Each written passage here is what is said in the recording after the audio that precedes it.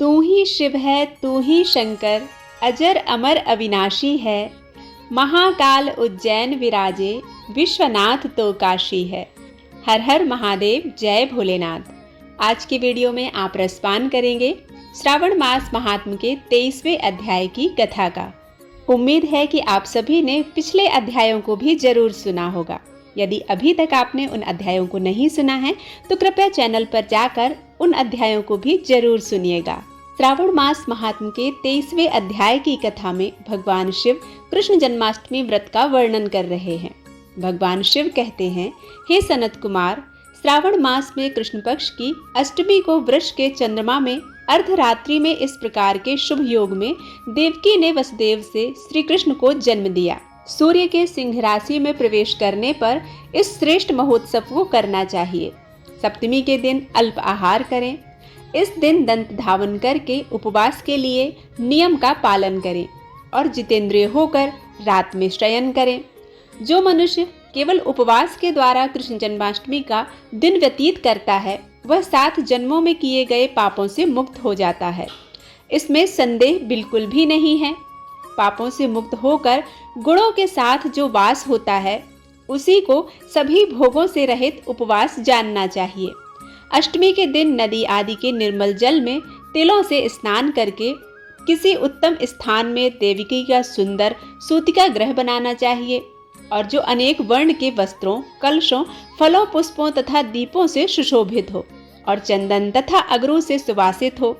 उसमें हरिवंश पुराण के अनुसार गोकुल लीला का रचना करें और उसे बाजों की ध्वनियों तथा नृत्य गीत आदि मंगलों से सदा युक्त रखें। उस ग्रह के मध्य में षष्ठी देवी की प्रतिमा सहित स्वर्ण, चांदी, ताम्र, पीतल, मिट्टी, काष्ठ अथवा मणि की अनेक रंगों से लिखी हुई श्री कृष्ण की प्रतिमा स्थापित करें।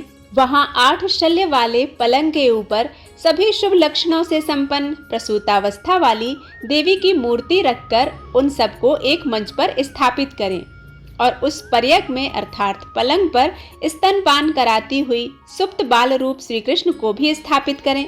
उस सूतिका ग्रह में एक स्थान पर कन्या को जन्म दी हुई यशोदा को भी कृष्ण के समीप ही लिखें। साथ ही हाथ जोड़े हुए देवताओं, यक्षों, विद्याधरों तथा अन्य देव योगियों को भी स्थापित करें। वहीं पर खड्ग तथा ढाल धारण करके खड़े हुए वासुदेव को भी लिखें।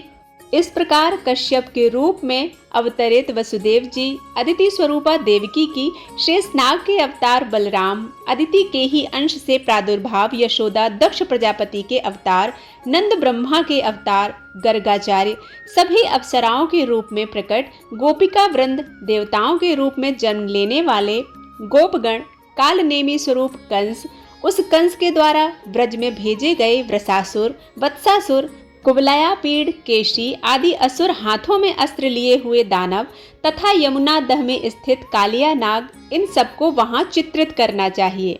इस प्रकार पहले इन्हें बनाकर श्री कृष्ण ने जो कुछ भी लीलाएं की हैं उन्हें भी अंकित करके भक्ति परायण होकर यत्न पूर्वक 16 उपचारों से देवकी इस मंत्र के द्वारा उनकी पूजा करनी चाहिए। वेणु तथा वीणा की ध्वनि के द्वारा गान करते हुए प्रधान किन्नरों से निरंतर जिनकी स्तुति की जाती है, हाथों में भृंगारी, दर्पण, दूर्वा, दधि कलश लिए हुए किन्नर जिनकी सेवा कर रहे हैं, जो सैया के ऊपर सुंदर आसन पर भली भांति विराजमान हैं, जो अत्यंत प्रसन्न मुखमंडल वाली हैं तथा पुत्र से शोभायमान हैं, वे देवताओं की माता तथा विजय सुतसुता देवी देवकी अपने पति वासुदेव सहित सुशोभित हो रही हैं।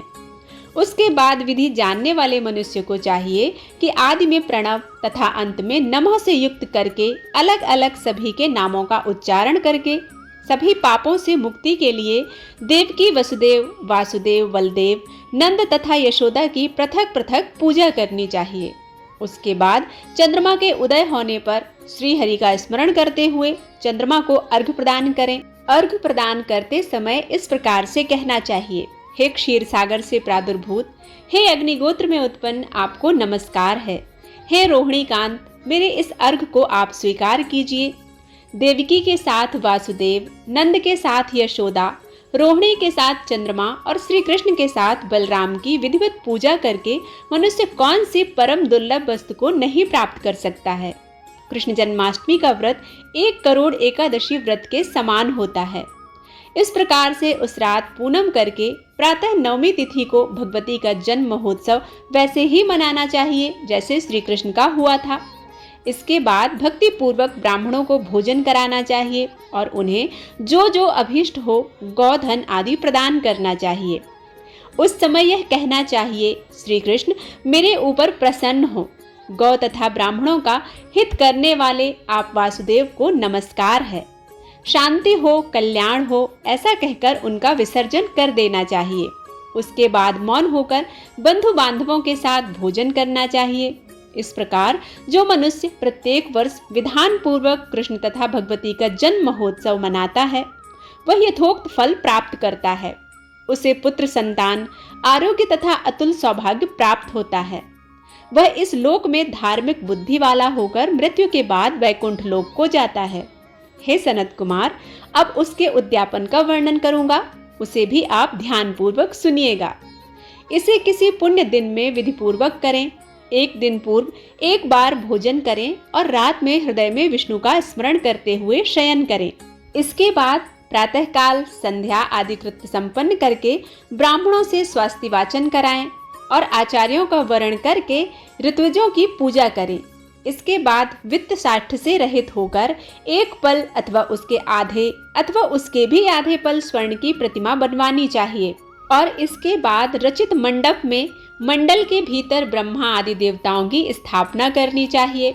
इसके बाद वहां तांबे अथवा मिट्टी का एक घट स्थापित करें और उसके ऊपर चांदी या बांस का एक पात्र रखें। उसमें गोविंद की प्रतिमा रखकर वस्त्र से आच्छादित करके व्यक्ति 16 उपचारों से वैदिक तथा तांत्रिक मंत्रों के द्वारा विधिवत पूजन करे। इसके बाद शंख में पुष्प, फल, चंदन तथा नारिकेल फल सहित शुद्ध जल लेकर पृथ्वी पर घुटने टेक कर यह कहते हुए देवकी सहित भगवान श्री कृष्ण को अर्घ्य प्रदान करें।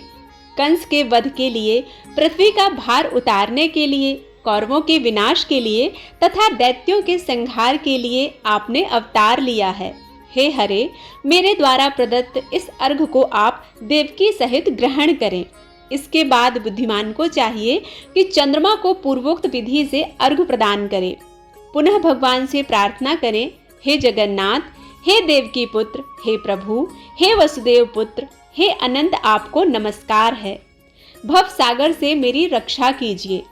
इस प्रकार देवेश्वर से प्रार्थना करके रात्रि में जागरण करना चाहिए और पुनः प्रातःकाल शुद्ध जल में स्नान करके जनार्दन का पूजन खीर, तिल और घृत से मूल मंत्र के द्वारा भक्ति पूर्वक 108 आहुतियां देकर पुरुष सूक्त से हवन करना चाहिए और पुनः इदम विष्णुर्वी चक्र में इस मंत्र से केवल घृत की आहुतियां देनी चाहिए। पुनः पूर्णाहुति देकर तथा होम शेष संपन्न करने के अनंतर आभूषण तथा वस्त्र आदि से आचार्य की पूजा करनी चाहिए। उसके बाद व्रत की संपूर्णता के लिए दूध देने वाली, सरल स्वभाव वाली, बछड़े से युक्त, उत्तम लक्षणों से संपन्न, सोने के सींग, चांदी के खुर, कांस की दोहनी, मोती की पूंछ, ताम्र की पीठ तथा सोने के घंटे से अलंकृत की हुई एक कपिला गौ को वस्त्र से आच्छादित करके दक्षिणा सहित दान करना चाहिए। इस प्रकार दान करने से व्रत संपूर्णता को प्राप्त होता है। कपिला गौ के अभाव में अन्य गौ भी दी जा सकती है।